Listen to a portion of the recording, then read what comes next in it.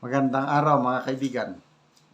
Pag-usapan natin ngayon itong matinding hamon ni Atty. Sal Panelo kay Senator Amy Marcos. Ito, reaksyon niya doon sa ginagawa ni Senator Amy na Senate investigation tungkol sa kidnapping kay PRRD. Nako, grabe. Maghain ka ng impeachment complaint laban sa kapatid mo. Ganon. Diretsahang hamon. Okay, pakinggan natin si Atty. Panelo. Mali ang ginawa ng gobyerno ito at ang ulo ng gobyerno ay ang iyong kapatid. Maghain ka ng impeachment laban sa kapatid mo sapagkat yan ay countable violation of the Constitution. O yun, narapin mo sa kanya. Hindi na po sana ako ng reaction. Regarding po doon sa Senate hearing nila Senator Amy Marcos, ano po masasabi niyo doon, sir? Dahil kumalas na sa aliansa. Sabi ko na yan, yung Senate meeting na yun, sabi ko, kasi hindi mo ba, sabi niya, gusto niya malaman kung ano nangyari, kung anong nangyari. Video na nga lahat, kita na ng pupunto kung ano nangyari. Sabi niya, gusto malaman kung sumunod ang pulis. Alam na nga namin lahat, hindi sumunod ang pulis sa batas eh. Gusto kong malaman, kung may jurisdiction o wala, kung mayroon bang ano yung interport.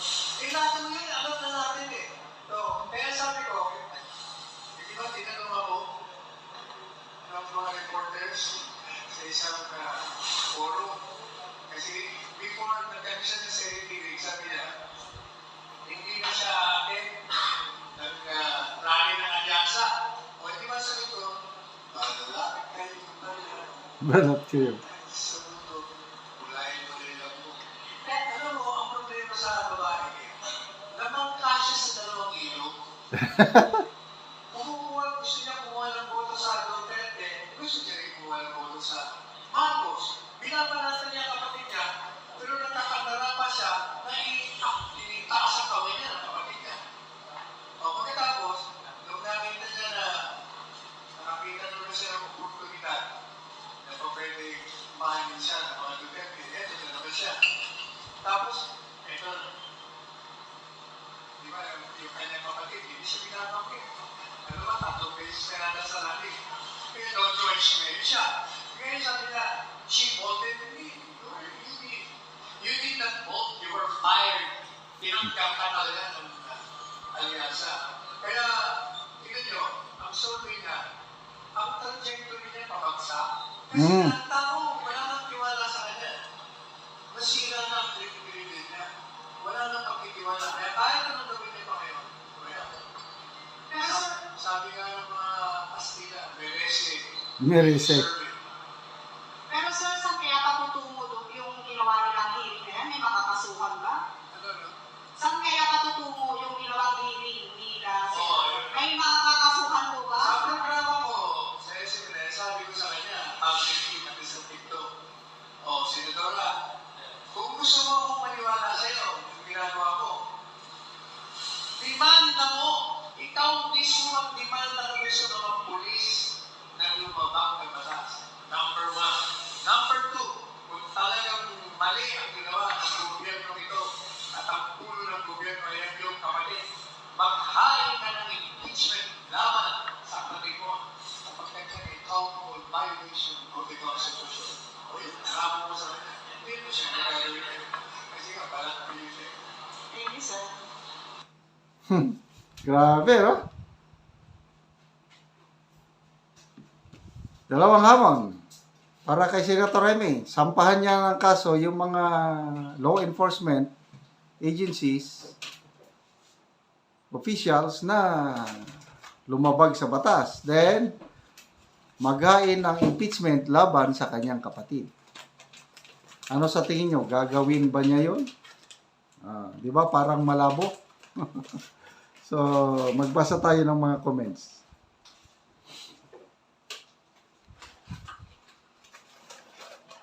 Juan de la Cruz, hindi pa huli gumawa ng tama. Saludo, Amy. Pwede. Example,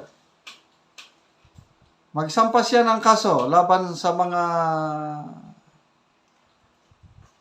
lumabag sa batas. Mga pulis ba? Ano? Sampahan niya ng impeachment ang kapatid niya. Nako, marami ang bibilib. Marami ang magbabago ang isip kasi action na ito hindi yung puro salita.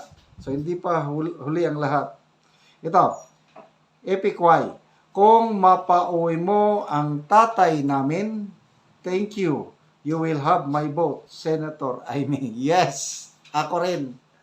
Pag siyang makagawa ng paraan, mapauwi si Tatay Digong. Yes, ikampanya ko pa siya, bubutuhan ko siya. Maria Cristina Maranan. Madam Amy, pagpatuloy niyo po ang investigasyon para sa Pilipinas. Maraming salamat po. Donuts, ang tama ay tama, ang mali ay mali. Tama si Amy. Jelly Tomasio. Nakatulong ang hearing ni Senator Amy na malaman ng taong bayan ang katotohanan at naliwanagan lalo ang katraidoran ng gobyerno. RMS Wendisher. Bring him home, then I might consider you as my candidate. But let's see, how's your performance? Sino ito? Min Limarisa. Napakatalino mo, Miss Amy. Dapat kang manalo uli. Tinupad mo ang iyong pangako mong mag-imbestiga. God bless you. Try Pio. Tang sa timeline. Dapat managot yung mga hudas kasi personalan sila. Illegal arrest. Jessa Capulco. Ma'am Amy, masaya kami sa aming pamilya sa imong pasya na tumakbo bilang independent na lamang. Kami sa aming pamilya dito sa Amerika at saka sa Ozami City na kayo po'y mahalal muli. May mga bumubuto rin sa kanya. Boss M28, maganda pinakita mo, Ma'am Amy Marcos. Sana iba ka sa kapatid mo. Huwag ka sana magbalimbing sa mga tao. Malayo po mararating mo sa politics. Okay? So, iba-iba ang reaksyon ng tao. Maria Joseph, pag napauwi mo, Senator Amy, si Tatay Digong, may boto ka sa amin, taga Northern Samar.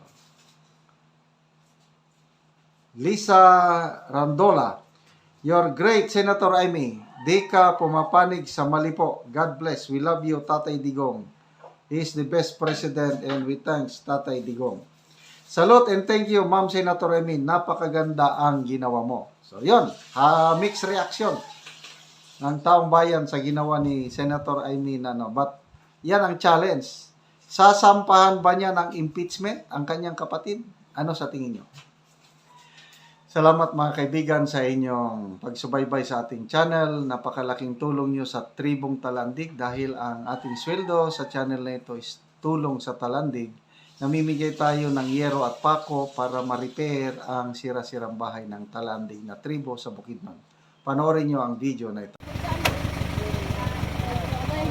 Huwag mo na ni ang hero nga ihatag.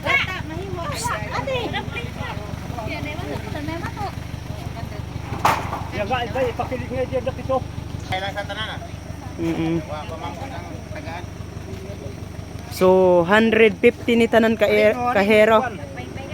Ang gi butang dire, so magbahin-bahin dayon karon kining natipok ng mga tao, kini karon ang magkuha og kada isa ani tag na pulo.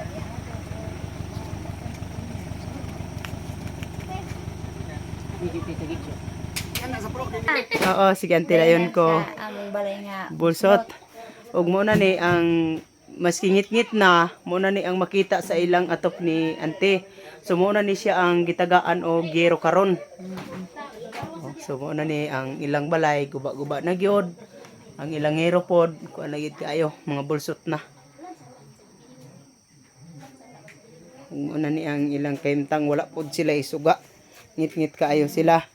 Ante yun sa imong maistorya ante nga karon abot ng imong gero. Salamat gud kaayo sa nagkuan ani, nagmugna aning kuan hinabang namo. Salamat gud kaayo labi na ang Ginoo nga Oo. nagkuan sa kuan ani. Kay salamat gud kaayo di gud batok nga akong pagpasalamat aning kuan. Oo. Kay di na gyud mi matuluan kay naanay sa sin. abay naanay sin. So salamat Oo. gyud kayo. Oo, labi na ante ang nagtabang Oh, ani. labi na sa inyo ha nga Ah.